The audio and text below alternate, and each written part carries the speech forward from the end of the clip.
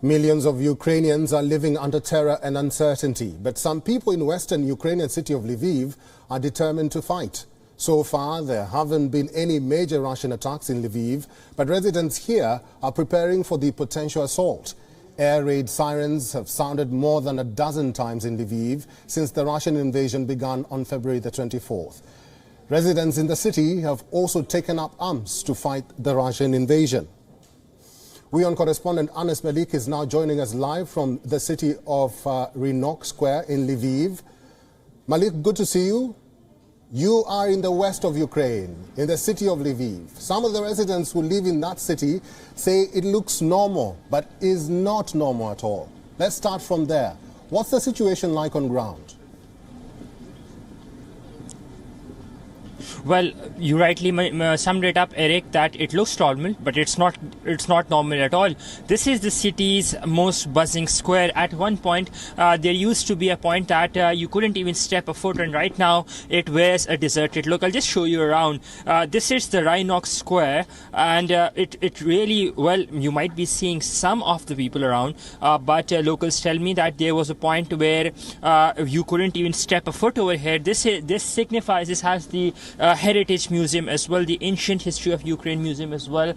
Then it has one of the main cathedrals and other important buildings. And as we speak, by and large, we don't see many people as per locals. Now, this might look normal, but this is the new normal. As life around the city, we've seen most of the shops being closed. Most of the people are migrating. This is a city that basically leads you onwards to Poland, the Ukraine-Poland border. So we're seeing an influx of migrants or refugees from elsewhere in the country towards Lviv, and then onwards from Lviv they go to Mostaka, and if they're lucky enough, then they get to cross over into Poland, that is to safety. Eric? Malik, before the conflict escalated, most embassies decided to relocate their staff to the city of Lviv. How significant is this city in Ukraine? Well, this city is indeed very significant for the fact that it's of its proximity to the Polish border. That's in the west. As we speak, the conflict is in the east, and the other side of the conflict is towards the center in Kiev. That's around the capital. The conflict has not really gotten along the western side, so it's considered to be safe. The reason we saw a lot of embassies shifting their operations from the center, that is the capital of Kiev, to the western side in Lviv. Now, this city, we've seen air raid sirens going off. Last night when I arrived, we were welcomed with that siren. Just a while back, when we were preparing for the live, that time around, the air raid sirens went off again. So the scare is there, the fear is there. The government is trying to ensure that citizens remain safe, and their safety and security is the utmost priority. Eric? Malik, on your way to Lviv, could you kindly describe to us the humanitarian situation in Lviv or around the areas in Lviv? Is it as dire as the other cities in Ukraine that you recently reported on? Well, it is quite dire. You rightly mentioned it, for one very reason. There's a long queue of vehicles, probably 5 or maybe 7 kilometers long, at the Ukraine-Poland border. So when you're crossing over from Poland into Ukraine, you'd barely get a vehicle that would take you from Poland into Ukraine. You'd be lucky enough to find a taxi, or you'd be lucky enough to find a lift even. Regardless of the fact that even if you have somebody on the other end receiving you, they'd have to walk for about at least 5 or maybe 7 kilometers, leaving their vehicles at a safe spot and then walking from there. That being said, the vehicles are full of people there, and the people are there at the border with the hope that they would be crossing into safety. We've seen an army of volunteers on the Polish side. I was there yesterday, and an army of volunteers is there. You have to give it to the Polish people, the way they are stepping up. It is indeed remarkable. They're bringing in homemade food, warm clothes. They've arranged fire pit, they've arranged camps, all and drivers who are dropping people off. Their drivers who are there to pick up people for free.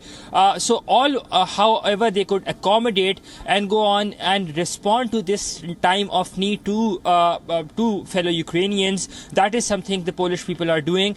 But at this point of time, there is one thing that needs to be noted: is the fact that there is a cash crunch in the country. When I say it's a cash crunch, it's not about the local currency, it's about the foreign remittances.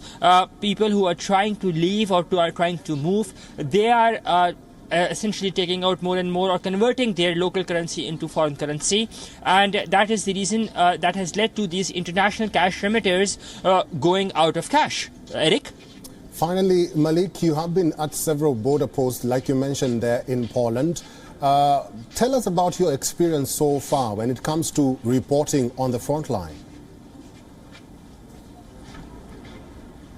Well, it's been emotional. I can say it's been traumatic as well. But for one very reason, we're here at WION, or as a journalist, we're here to tell stories to the world, that the lesser known ones.